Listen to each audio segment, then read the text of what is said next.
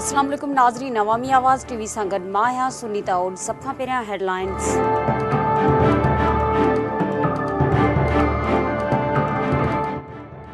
डीपलो town committee ऐं तालके अस्पताल ते एंटी करप्शन जो छापो, रिकॉर्ड ज़ब्त। छापे दौरान टाउन कमेटी जो चेयरमैन अमले समेत ताला हणी फरार। एंटी करप्शन अमलदारनि मूजिबि टाउन कमेटी ऐं अस्पताल में करप्शन जी शिकायतुनि ते कार्रवाई कई। घोसपुर भरिसां इंडस हाईवे ते ट्रक जी टक्कर में मोटरसाइकिल सवार हिकु शागिर्द फ़ौत, ॿियो ज़ख़्मी।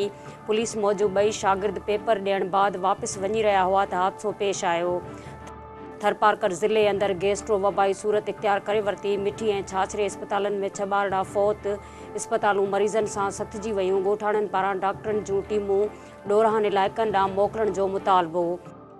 घारे में टाउन कमेटी जे मुलाज़िमनि खे पघारूं न मिलण ऐं गंदगी ख़िलाफ़ शटर बंदि हड़ताल। शहरियुनि पारां दुकानदारनि सां एकीअ जे इज़हार तौरु एहतजाज। हैदराबाद में क्लार्कनि खे पको करण बदिरां बरतरफ़ करण जा सांभा। आपका जे सॾ ते मुलाज़िमनि जो मुतालबनि जी मञता लाइ एहतजाजी मुज़ाहिरो।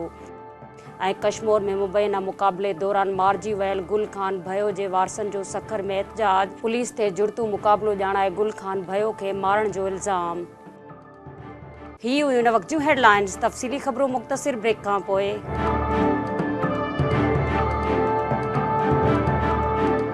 ख़बरुनि में हिकु दफ़ो ॿीहर भलीकार। एंटी करप्शन जी टीम पारां डीपलो तालके अस्पताल ऐं टाउन कमेटी ते छापो हणी रिकॉर्ड ज़ब्त कयो वियो। जुडिशियल मैजिस्ट्रेट एंटी करप्शन जे सर्कल ऑफिसर सफ़दर अली जुड़ेजो जी अॻवाणीअ में टीम जे छापे दौरान MS समेत अक्सर अमलो गैर हाज़िर हुजण बावजूदि रिकॉर्ड में हाज़िर ॾेखारियल हो। जुडिशियल मैजिस्ट्रेट सफ़दर अली जुड़ेजो अस्पताल जे मुख़्तलिफ़ वार्डनि जो दौरो कयो। दौरे दौरान दाख़िल मरीज़नि डॉक्टरनि जी खोट ऐं इंतिज़ामिया जी लापरवाही जूं दाहूं कयूं। उन मौक़े ते सर्कल ऑफिसर मीडिया सां ॻाल्हाईंदे चयो त अस्पताल में MS ऐं डॉक्टर समेत केतिरा ई डॉक्टर ऐं अमलो ग़ाइबु आहे, जॾहिं त अस्पताल में मरीज़नि खे के बि सहूलियतूं न आहिनि। संदसि चवणो त अस्पताल जो समूरो रिकॉर्ड ज़ब्त कयो वियो आहे, जॾहिं त ज़िम्मेवारनि ख़िलाफ़ सख़्त कार्रवाई कई वेंदी। ॿिए पासे टाउन कमेटी ऑफिस ते एंटी करप्शन जे छापे दौरान चेयरमैन समेत समूरो अमलो ऑफिसनि खे ताला हणी फरार थी वियो। घोसपुर भरिसां इंडस हाईवे ते तेज़ रफ़्तार ट्रक जे टक्कर लॻण सबबि मोटरसाइकिल सवार थॾे ते ई फ़ौत थी वियो ऐं हिकु ॼणो सख़्तु ज़ख़्मी थी पियो, जंहिंखे तिबी इमदाद लाइ फ़ौरी तौरु अस्पताल मुंतक़िल कयो वियो। ॻोठाणो अब्दुल रशीद ओगाई ऐं शेरल ओगाई मोटरसाइकिल ते सवार थी वञी रहिया हुआ त घोसपुर भरिसां तेज़ रफ़्तार ट्रक संदन मोटरसाइकिल खे टक्कर हयऊं।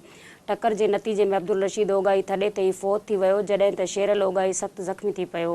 पुलिस जो चवणु आहे त ॻड़ी लाड़े वटि ट्रक जे टक्कर लॻण सबबि हादसो पेश आयो आहे। हादसे जो शिकार नौजवाननि जे वारसनि जो चवणु आहे त ॿई ॼणा मैट्रिक जो पेपर ॾेई वापसि घर वञी रहिया हुआ त वाक़ियो पेश आयो आहे। पुलिस जो चवणु आहे त वाक़िए जो केस दाख़िल करे जवाबदारनि जी गिरफ़्तारी लाइ कोशिशूं कयूं पियूं वञनि, जॾहिं त फ़ौती जो मड़ घर पहुचण ते कोरहाम मची वियो।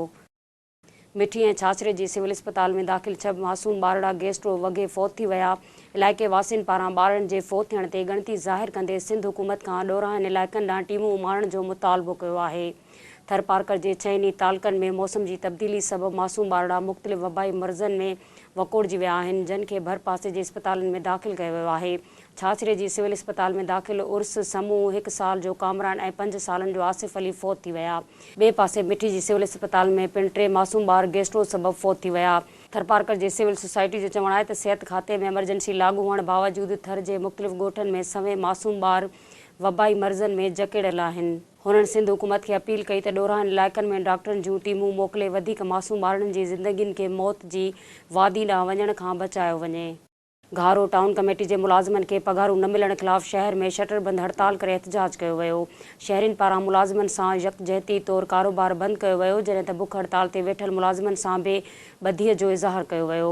उन मौक़े ते वापारियुनि साफ़ियुनि सां ॻाल्हाईंदे चयो त टाउन चेयरमैन जे अढंगे रवैये सबबि केतिरा ई मुलाज़िम मसइलनि खे मुंहुं ॾेई रहिया आहिनि।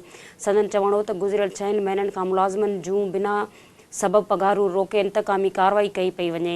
बुख हड़ताल ते वेठल मुलाज़िम अॻवाननि चयो त टाउन इंतिज़ामिया जी ॾाढाई ख़िलाफ़ शहरियुनि कारोबार बंदि करे मुलाज़िमनि जे हक़ में फ़ैसिलो ॾेई छॾियो आहे। ॿिए पासे पुलिस वापारी अॻवाननि खे कारोबार खोलण लाइ ज़ोर भरींदी रही, तंहिं हूंदे बि शहरियुनि कारोबारी सरगर्मियूं मुकमिल तौरु बंदि रखियूं।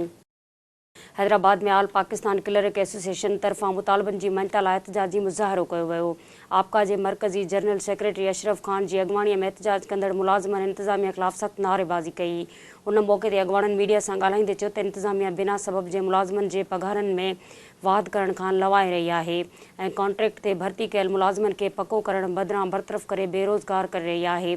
संदन चवणो त बरतरफ़ मुलाज़िमनि खे पको करे पघारनि में 15% वाध कई वञे।